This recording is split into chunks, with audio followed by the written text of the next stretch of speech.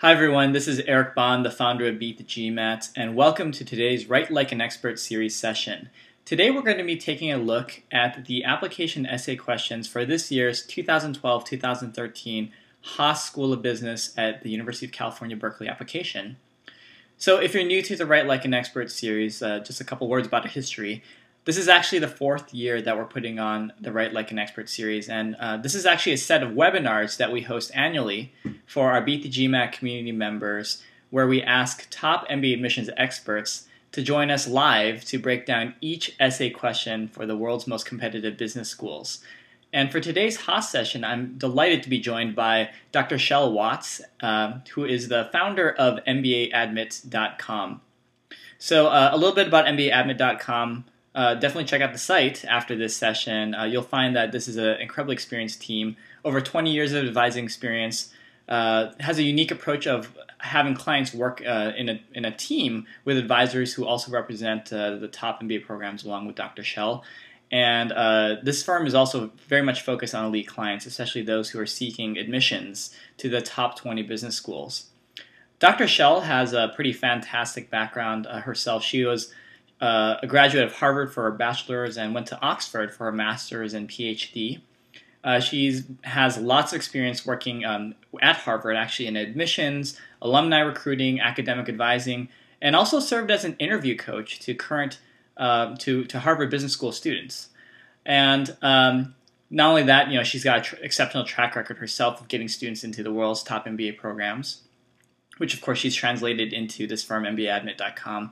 And prior to founding MBAadmit, she was a banker at Morgan Stanley, a consultant at McKinsey, as well as spent 4 years as a faculty member at Harvard. So I can't think of a more perfect pedigree than what I just read to you from Dr. Shel. So before I hand it off to Dr. Shel to go through the presentation, a little bit about our structure for today. So Dr. Shel is going to go through her presentation, which will last probably between 30 and 40 minutes or so, where she breaks down each essay question for this year's Haas application. Afterwards, Dr. Shel is going to stick around and answer your questions live. So if you have some questions related to Haas that you'd like to pose to our speaker today, you can enter them as new comments. You can enter those questions as new comments right in the Haas MBA Watch comment wall. This is going to be a moderated chat, so we're going to be able to see the questions coming in, and during the Q&A, we will answer as many as we can one by one. We're going to publish each question one by one. And also keep in mind that there's not going to be any audio or visual for the Q&A. It's just pure text chatting. So all that said, I'm really excited to have Dr. Shel here to go through this year's 2012-2013 Haas School of Business application essay questions. So I'm going to stop talking, and Dr. Shel, I'm going to hand it off to you right now. Thank you so much for the kind words, Eric. I'm definitely looking forward to spending some time here today, giving some insights and tips about how you can help to craft a strong application to Haas. I'm Dr. Shel of MBAadmit.com. Let me take a moment to talk to you about the structure of today's talk. I'm going to take a little bit of time to talk about the company information, then walk you through a success story to Haas, but the bulk of our time will be spent on the essays and going through each of those essays to help you understand what things to look out for, what things to do well, and so forth. So company information. I have been advising for over 24 years. I founded this company in 2000. I am working with a team of advisors who have ample experience as well and come from universities from Harvard to Stanford, Wharton, at Columbia. We are specialized on MBA admissions, and we have a lot of experience and a high level of success with the top 20 MBA programs. So we definitely like a hand-on approach here. So we work very closely with each of our clients. And today we're going to just take you through some of the things that we will typically talk to a candidate about when they're approaching a particular application. This is our website. We will definitely welcome you to come on and visit us and take a look at who we are and the services that we offer. So www.mbaadmit.com. And in terms of our services, it's the whole 9 yards. The strategy session is very important to the outcomes. We need to get a very deep understanding of your background, all of your strengths and weaknesses, how best to present your credentials to the committee. That happens through the strategy session. And we then provide the services as the client desires, everything from the essay editing to resume editing and feedback to mock interviews and helping you build a stronger resume. Taking a look at where we've had success, it's been all of the top 20 schools. We definitely work a lot with executive programs as well as part-time programs. And we would love for you to keep in touch, so feel free to come on over to our website and sign up for our newsletter. You would go to the home page to the right-hand side there and just sign up there. The newsletter has all sorts of admissions advice and tips and insights that will hopefully allow you to craft very strong applications moving forward. So enough about our company. Let's get into the actual essays. Before we do that, I do want to talk about some top candidate concerns. When dealing with Haas, these are some of the concerns I most often hear from candidates. So let me walk you through some of these, and hopefully we can dispel any sort of anxiety you might have related to any of these concerns. The top two are always my GPA and my GMAT are out of range, and so there's an idea that that alone would keep someone out of Haas. We've helped people with 2.7 GPAs into schools from Haas and Stanford and Harvard.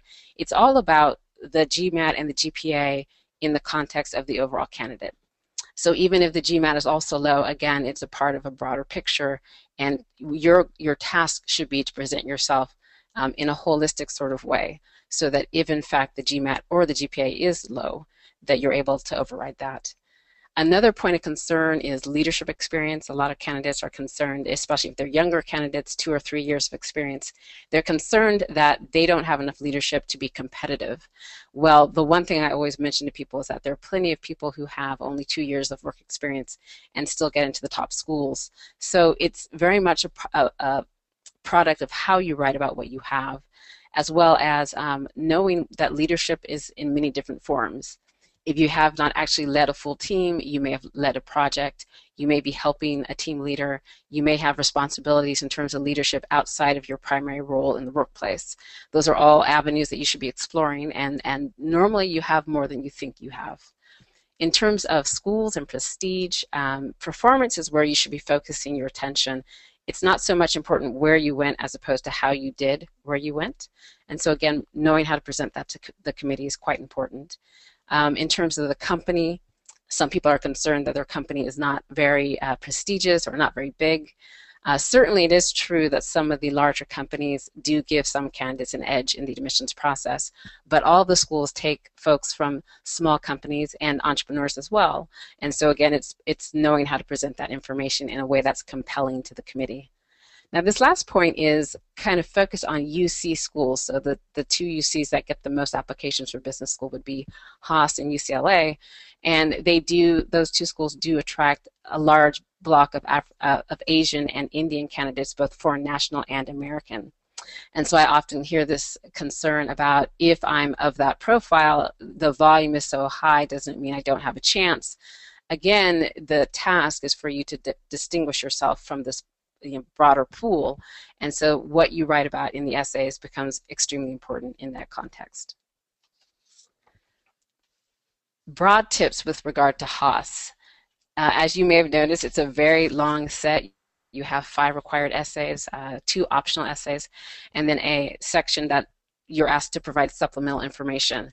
It is a lot of information relative to many of the other top MBA programs. And so your task is to make sure that you're brainstorming really well. Think about all the things that distinguish you in professional, academic, extracurricular, as well as your personal story. And from that set, make sure that you're giving a very compelling blend. And so I always say the 2 key words are compelling and blend. As we go through the rest of this presentation, we'll take a good look at how you can do that. Let's take a look at one applicant who has been successful at Haas, and this just gives you a snapshot of what it is that you should be striving to do with regard to a Haas application. Now, this candidate was a female, and after the strategy session, we sort of made a short list of the things that made her stand out and things that we felt were still worth considering in terms of taking essay content space. This list here is the short list, and what you see in blue in our estimation, given her particular stories within each of these, were the things that stood out the very most. So some of the things that are listed here: first generation American. She had a very strong history of entrepreneurship in her family. Her family came from China. She was a magna cum laude graduate from college. She had served as the president of the business club in college. She had spent a semester abroad in Brazil, which is quite different than many candidates we see. She was employed by a Fortune 100 company, and again, sometimes the big companies do give you a bit of an advantage, so that was something that we would keep on the radar screen. She had 3 promotions in 4 years, which is quite a advanced and rapidly progressing career given her particular company. She had founded a women's support group at work. She had played the piano for 10 years. There were no awards or anything like that, no recitals attached to that. It was just her personal hobby, but something that, again, distinguished her. A marathon runner, again, that was just a hobby. And then she had been a member of Junior Achievement in the workplace. So those were all some really, really wonderful credentials. Given the story within each of these, the ones in blue, as I mentioned a second ago, were the ones that still jumped out at us a little bit more than the others.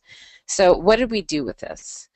In the context of the Haas application, we made sure to give a really good blend of those things that we thought were her leading attributes and stories and experiences. So the way it broke down for her: significant accomplishment, we listed up the fact that she had had the 3 promotions in 4 years, but tied it firmly to her long-term vision and the history of entrepreneurship in her family. So it gave a very rich portrait, not only that the success professionally was important, but why it was important and where she saw that going.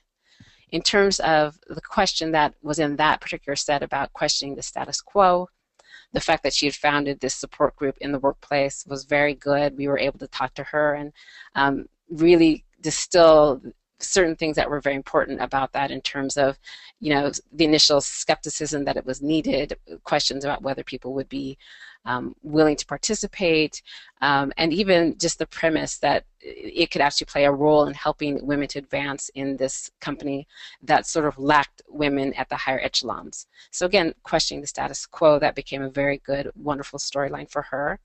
And then student of her own failure, that question appeared in this essay set. And for her, she was able to talk about the president of the business club and talk about an early setback. The key thing being for her talking about what she learned and being able to turn things around. Now, if we go back actually to the slide number 12, you'll notice that of all the things that we had in blue, we didn't actually get them all into those main essays.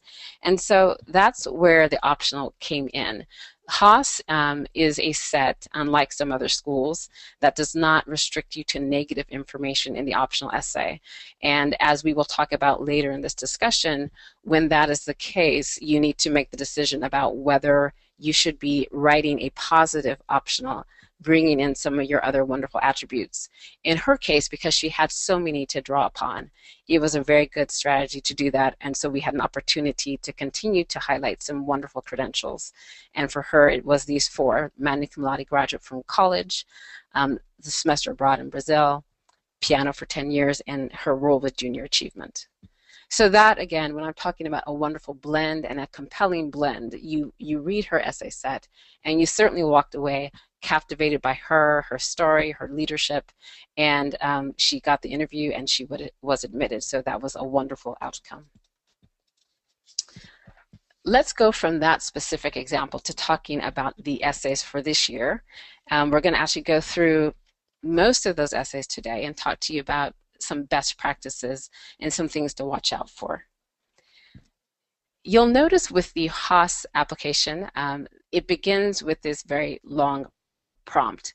Now, many schools don't have this sort of a long prompt, so the fact that Haas does should capture your attention. It means that this is very important to the school. Now, what you should pay attention to, two big things in here, well, actually three. Let's start with the very beginning.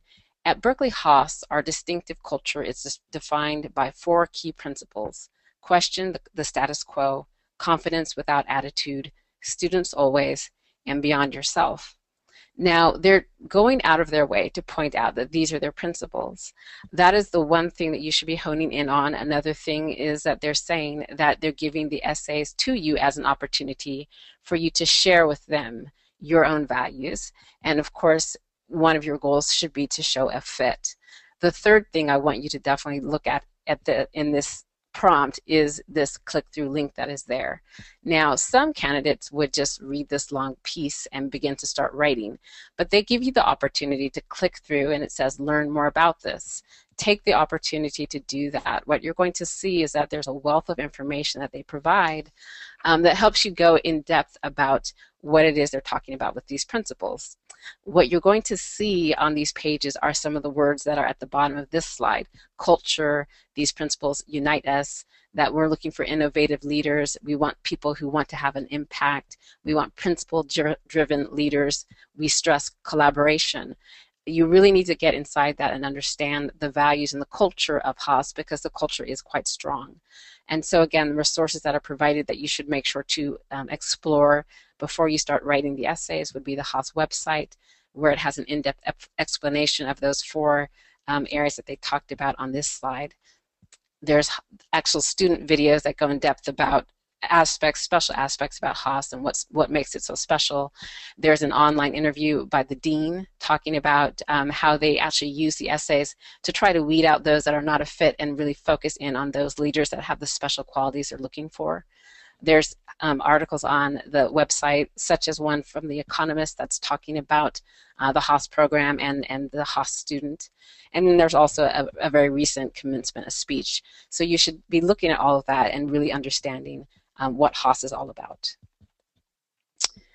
Some of the things after you do that, that exploration that will jump out at you in terms of ideas are these. And so with question the status quo, they're trying to see, are you a creative thinker? Have you shown innovation in things that you've done? In terms of confidence without attitude, they're looking for someone who understands the importance of collaboration and teamwork. In terms of students always, there is the desire to have a student who is continually learning and one who's committed to stretching their skills. In terms of beyond yourself, are you committed to making a positive impact? That can be academic, professional, community, but they're looking for someone who wants to bring change and bring positive change. So let's actually go back. We skipped over a slide here. This is the beginning of the list of the 5 required questions. They may be short in word count, but you can actually, when you write quite well and make sure that you're expressing your ideas in a very efficient way, you can get quite a bit into a 250-word essay. So don't be fooled by those short word limits. It's quite a lot of information that you will be providing to them. And then, of course, for number 5, 750 words is a rather standard length for a long-term goal essay. So let's take a look at what these questions are asking. The first one is asking for a song that expresses who you are, what it is, and why. The second one is asking you for your most significant accomplishment. The third is asking you to identify a time when you questioned an established practice or thought within an organization. And then they want to know, how did you create positive change? Number 4, they want to hear about a time when you were a student of your own failure. What insight did you learn and how has it shaped you? And then number 5, short-term and long-term goals. They want to hear about your professional experiences and how they have prepared you for those goals. And then why Haas? Why is Haas the right step for you? So you may think, looking at this slide, that this is out of order, but it actually is not out of order. One thing that I would encourage people to do is actually write number 5 first. The reason is that you want to flesh out how you're positioning yourself to the school in terms of your past experience, your future goals, and then why the school's right for you. Once you do that, it allows you to go back to 1 through 4 and minimize the overlap. And then also make sure that you're together bringing 5 essays that give a very good depth to who you are as a candidate. So let's take a look at number 5 for a second. Is asking you again for long-term goal. I'm going to focus in this discussion mostly on the long-term goal and then on the why Haas. One thing that can help you with the long-term goal is to give some definition to it. That can be a little tricky when someone doesn't really know where they're going, but oftentimes it really does help to define you for them, and it helps to give them a clearer sense of where you're going. So to give 2 examples, one that is not as good and one that is much better, I would say when you get a general statement, one that says something like, I want to be an effective leader, or I want to start my own company. Again, based on a candidate, maybe that's going to be where the comfort level is. The difficulty is that many other candidates will be saying the same thing. So in presenting this long-term goal, you have not done anything to distinguish yourself, which can sometimes pose a challenge with admissions. A better example in terms of giving definition would be one of these 2. The first one, I've always been captivated by electronics. In the long term, I seek to. Now that one is a little bit broader. However, you at least indicate an area of interest. So if that is a comfort level, this is a little bit better a choice than the ones that preceded it. For those candidates who are much more defined, this next one would be appropriate. I intend to start an electronics company that produces low-cost goods for the Latin American market. That is very specific. It definitely gives a very strong vision for this candidate and where they want to go. And indeed, some candidates are that defined that they can write something like that. So I would encourage you when you're thinking about your long-term goal to think about what can help present a compelling portrait of you as a candidate and you as a future leader. The other big thing to watch out for is consistency. You do want some consistency between what you've been doing in the past and what you say you want to do. At times you may be shifting industry, but you should be able to show the transferable skills that you've been building and how those relate to the new goal. The other part of this number 5 to pay great attention to is why Haas. They want to know that you're just not interested in any top 10 or top 15 school, but Haas specifically. So as you answer that, you want to be clear on what skills and knowledge you need now. So given your work experience, where do you additionally need to build up? And then to go beyond the question of why an MBA to why a Haas MBA. When you explain why Haas, you should be making solid references to curriculum, to the faculty, to the teaching methods, to special programs that they may have, the students and the diversity of the students, things like culture and student clubs, and of course the alumni network are all important factors. You wouldn't necessarily mention all of these, but certainly hone in on those things that have made you really believe that Haas is the right place for you. Specifics really do matter. The school does want to see that there's a fit between what you say you need and what they offer. They also want to hear that you are excited about being a part of this community and that you are committed to giving to this community. And so again, referring to how you can actually give to the school and making references to the students or the special programs or the curriculum all make for a much deeper and richer response to number 5. So going back to number 1, what I found very interesting about essay number 1 for Haas is the consistency of the theme compared to prior years. I want to point this out because it really does get into the essence of what they're trying to elicit with the question this year. So just looking back over time to 3 different variations of their number 1 essay. So this is what I call the lead-in question. It's going to be your first essay. So the first opportunity they get to see an in-depth portrait of you. And in the past, look at what they've asked. So 2012, what brings you the greatest joy? 2011, what are you most passionate about? 2008, if you could have dinner with one individual in the past, present, or future, who would it be and why? Now, what is interesting about all of those questions is that at the basic level, what they're asking is, we want to understand your distinctive values, your philosophy of life, what makes you tick.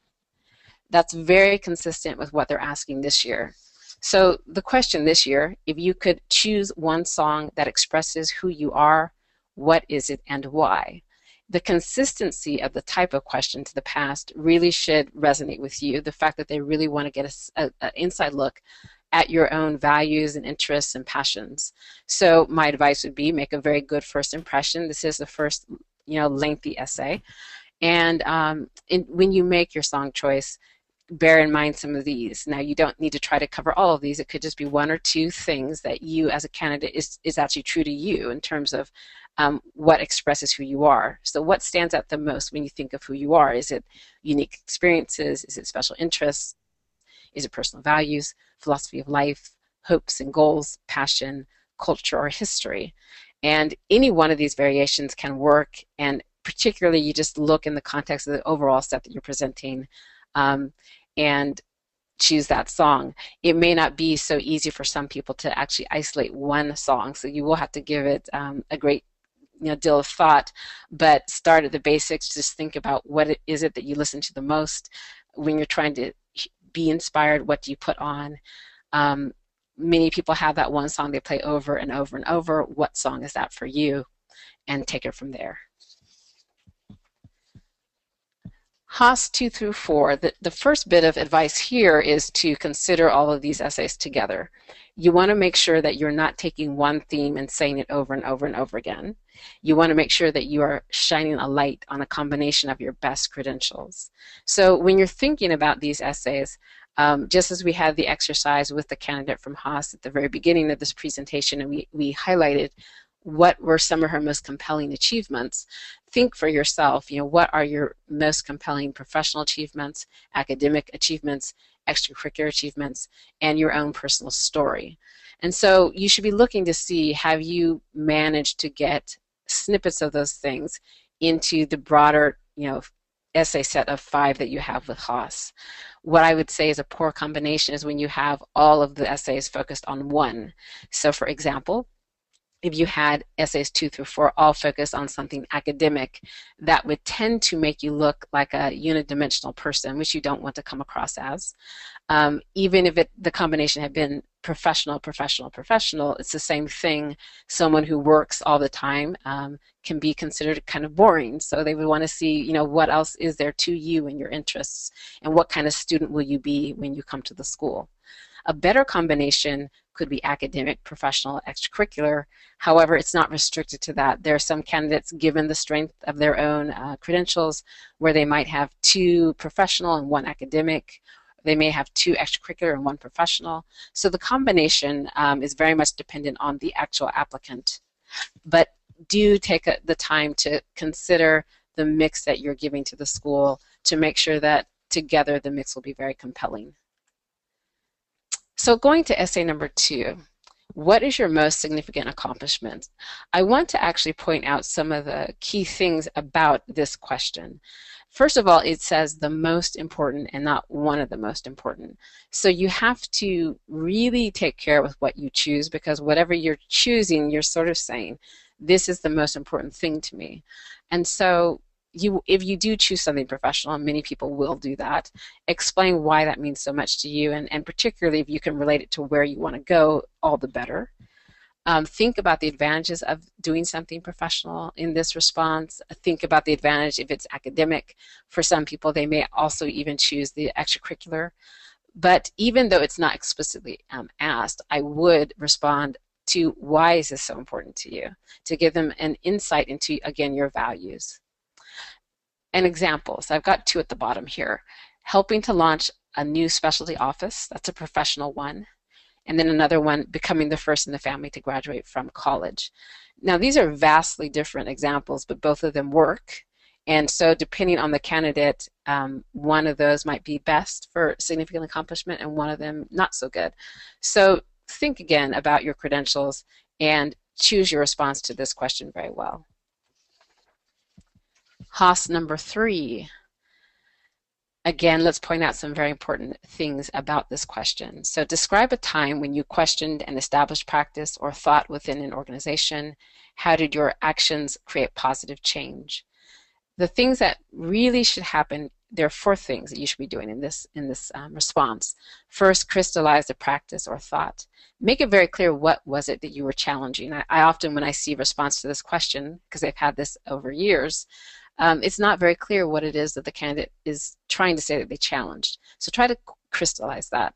Second, clarify how you were actually challenging it, like how did you challenge it, but then spend more of the time talking about how you brought positive change. That's where you get a chance to start to showcase leadership skills, ability to persuade, analytical skills, and so forth. But all three of those should be done well. And then by the end of the essay, it should be clear to the reader what was the positive change. How are things different? So let's take a look at another example. A candidate took the initiative to start a recruiting and training program for local hires, creating new entry positions for special hires. Now, in this situation, this candidate actually was in a multinational company that was based in a foreign country, and the foreign office had no local hires, and he thought that that was a little unacceptable, and so talked to the top executives and said, why is this? And their response is, there aren't qualified local people. So he said, well, there's clearly talent, so why not create a new position, bring that talent in and train, educate, so that eventually over time, 3 years down the line, 5 years down the line, you're seeing local hires going up the hierarchy of the institution. This happens. So that was a wonderful example of someone bringing change, questioning a practice or the way they were thinking about this, and then persuading, and then getting a plan together and implementing. So a wonderful example for number 3. Number 4, mention a time you were a student of your own failure. What insight from this experience, what was the insight, and how has it shaped your development? I would personally say don't overemphasize the failure. Some people will automatically try to think about some colossal thing that happened. I think that there is such a thing as too big a failure. So if you lost a client or you lost millions of dollars in some mistake that you made, in my opinion, you have to be very careful with presenting information like that. But do locate something that was a failure that you did learn from.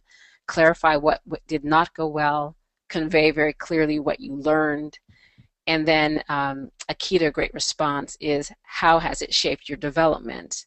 So have you applied what you learned, and even better, has there been a different wonderful outcome as a product of those lessons that you learned? So here's another example. A candidate launched a business that at first failed to gain sufficient customers. So that would be the failure.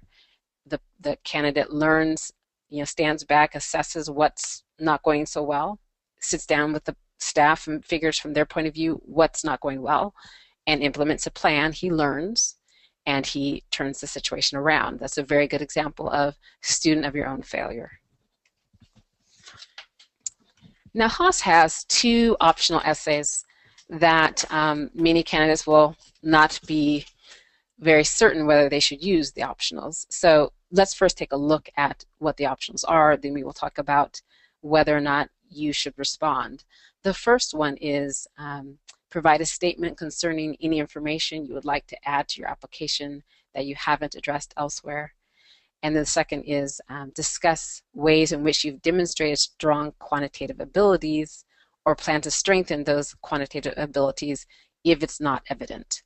So I'm going to focus mostly on number 1 because this is going to apply to most of the applicants, but a statement concerning any information you would like to add, and they did specify that was not yet addressed.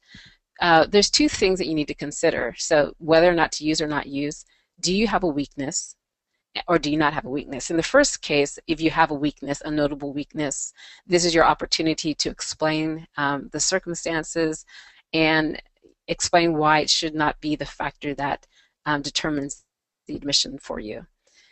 If you don't have a weakness, in this particular case, with this particular question, you're actually able to use this essay space for positive information. I typically will say to a candidate they should use the optional if they have additional compelling information to present, and in most cases they do, because it gives you more chance to distinguish yourself, more of a chance to persuade the committee that they should admit you. So you should use the space that you have. In terms of a weakness, what are some of the guidelines for what you should do or not do? In this set, there is a supplemental section that will go over gaps in employment, your lack of quantitative courses, and whether or not a recommendation writer is whether you got one from your boss or not. And so you don't need to use the optional for those topics. What you may want to visit in this essay would be low GPA, if it's very low, a low GMAT score, or something like a record of short duration jobs. When a committee sees someone who has had 2 or 3 one-year jobs, they have some questions for you. So you could begin to address that in this optional essay. In terms of moving forward with a discussion about weakness, however, do think of these things. Make sure it's truly a weakness. I've had some candidates who've had a 3.2 GPA, a 3.5 GPA, and they thought that they should be writing about it in the optional. I would tend to say don't, because it's not so far off from what they're looking for. So basically, don't create a problem that doesn't exist. Make sure, therefore, do your homework. Make sure that if you are going to write about GPA or about a GMAT score, that indeed they are low enough that you should be taking the space and the time to do that, and that you should be drawing the attention to that as well. Always ask the second question, are you better off simply not saying anything about the weaknesses? And again, that just depends on where things are. For a candidate who has a 2.0 GPA, you would want to be writing about that in the weakness. If someone has a 3.0 GPA, that is going to be, whether or not to address it here is going to be a product of the overall candidacy. There could be a candidate who had been the captain of varsity football for a school that had a fantastic football team. If that person has a 3.0 GPA, the school will not necessarily see that as low, in which case they should not be using this space to kind of draw attention to the 3.0 GPA. So again, it's the candidate, and you need to look at your own individual credentials and make a decision, a sound decision, about whether what you're thinking about truly is a weakness that you should be drawing attention to. If you do actually write about a weakness, I always say keep it short and sweet. Don't spend a really long space going on and on and on about the weakness. You need to acknowledge the weakness, but then as soon as you are able to, shift it toward other factors that either offset that weakness or that are other strengths that give the committee other reasons to want to admit you. For those who do not have negative information to write about and who want to use this optional essay for positive information, here are some guidelines for you. First of all, don't write an aimless essay. Don't just add text to add it. You want to be adding something that adds value, that gives more dimension to your application. And certainly don't drop down an essay that you wrote for another school thinking, oh, well, I have that content over here, so why don't I just plop it down there? The committee will likely realize that's what you've done, and that does not look like, it's just not leaving a very good impression. So definitely steer away from that idea. In terms of what to do, make sure that whatever you're going to cover adds value. And a check on that is simply to say, is the admissions committee going to learn something new with this information that I present? And again, I do encourage most candidates to use the optional essay. It gives you an additional space to highlight compelling attributes and achievements. So just make sure that the content that you choose is chosen very well. Optional essay number 1, some ideas about what you might include if it's going to be a positive essay. Here are some things: notable professional, extracurricular, or academic achievements, a personal story that reveals who you are, obstacles that you've come through, or what motivates you. Some candidates take an opportunity to paint a portrait of who they'll be as an MBA student. So what sort of contributions will they be making on campus?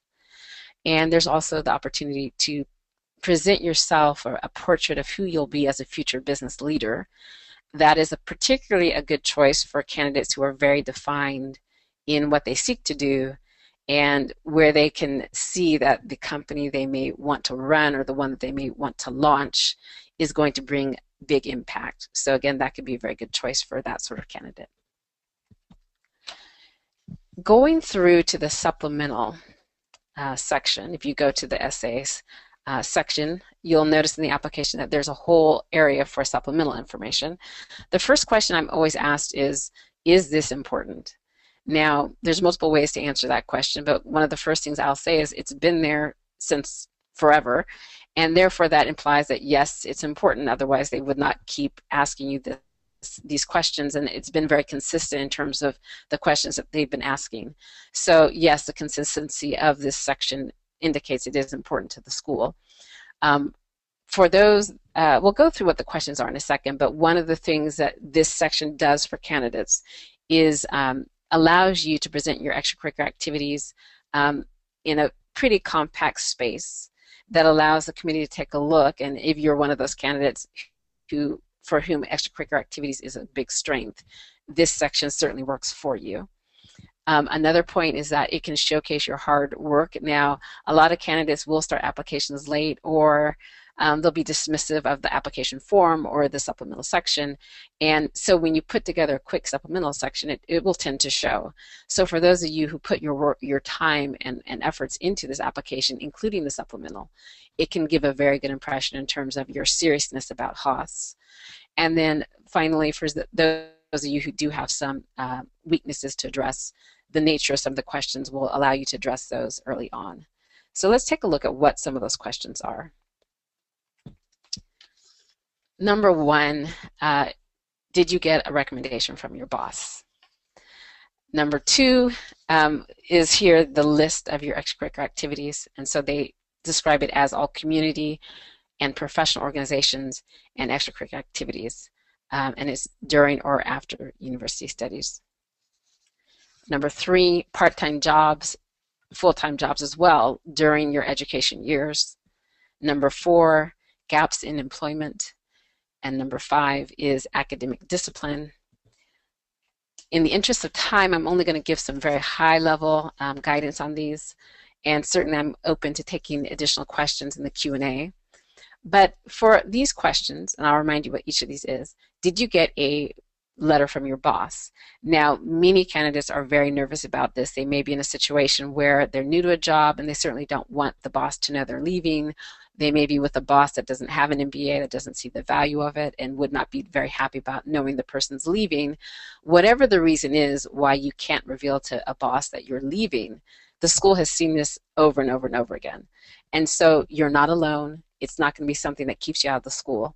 Just take care when you are writing about this with the wording that you're using to explain why you did not request a recommendation from your boss. Number two, going back here to remind you of what that was, your list of extracurricular activities. The big advice here is to use the space that you have. So don't just put 3 words with semicolons describing what it was that you did. Take the opportunity, as the space allows, to give healthy paragraphs that have business relevant information. Number 3, asked about jobs, full-time and part-time, during education. This does matter to the school. It means that for the candidate who had to put themselves through school with 40 hours a week and had a 3.0 GPA, that 3.0 GPA won't hurt you as much as if you had not worked at all. So take advantage of the fact that they're asking to understand what were the demands on your time and be able to report what were the jobs. And number 4, back to that to remind you, gaps in your employment since earning your college degree, university degree. 2 things here. Don't create a problem where there is no problem. So for someone who's only had a month in between finishing school and starting a job, that is not a gap that you would want to be addressing for number 4. For those who have longer gaps, so say you have a 6-month gap, that is something you should mention. And the key is to sound productive. So even in that period of time, if you were looking for a job and you just didn't find one right away, how you write about that, the terminology will be important, because you don't want to sound like someone who just can't get hired. That would be starting to, put some doubt in terms of your quality in terms of academics as well as professional achievements, even though that's not the case in most cases, but you don't want to have that doubt around you. So just talk about how you use that time in other ways aside from just looking for the job, and always sound productive. So for those of you who are actually in that situation now, who may not have a job, be doing something productive, whether you're doing an internship somewhere unpaid, whether you're advising companies or nonprofits, always sound productive. So that's the advice for number 4. And then number 5, academic discipline. That could be a very long conversation, and of course it just depends on what we're talking about with each candidate. For some, the academic discipline may simply be grades were low in the first semester, in which case that may not be a big point of concern. For others, it could be something more extreme, like being caught cheating, and it really just depends on what the matter is, whether this affects you. But certainly if there is academic discipline, you want to be very careful with how you're presenting that to the school. There are some cases where it rises to the standard that it will be a very big obstacle for you in the admissions process, but there are many more instances where you can explain it in a way that does not get in the way of admissions. So finally, I'm just going to wrap up with giving our contact information. We will be very happy to hear from any of you if you have questions. So you have our web address, my email address, our blog address, and now I'm more than happy to be taking questions and answers. Okay, well, thank you so much. For those of you who might have joined us a little bit late, we've been listening to Dr. Shell Watts, who is the founder of MBAadmit.com, walk through her analysis of this year's 2012-2013 Haas School of Business MBA application essay questions. So at this point, Dr. Shell is going to stick around because she wants to answer your questions live. If you have a question about Haas that you'd like to pose, you can actually enter that question as a new comment right here on the Haas School of Business MBA Watch comment wall. This is going to be a moderated chat. There's not going to be any audio or video for this portion of the Q&A. It's just going to be purely text chat. And it will be moderated, so our team will be able to see the questions coming in and publish one by one each question for Dr. Shell to answer. And we're going to get through as many as we can for the time that remains today. So a very, very big thank you to our featured guest today, Dr. Shell Watts from MBAadmit.com. And also a big thank you to you guys, our Beat the GMAT community, for spending your time with us today. And at this point, we are ready to take your questions.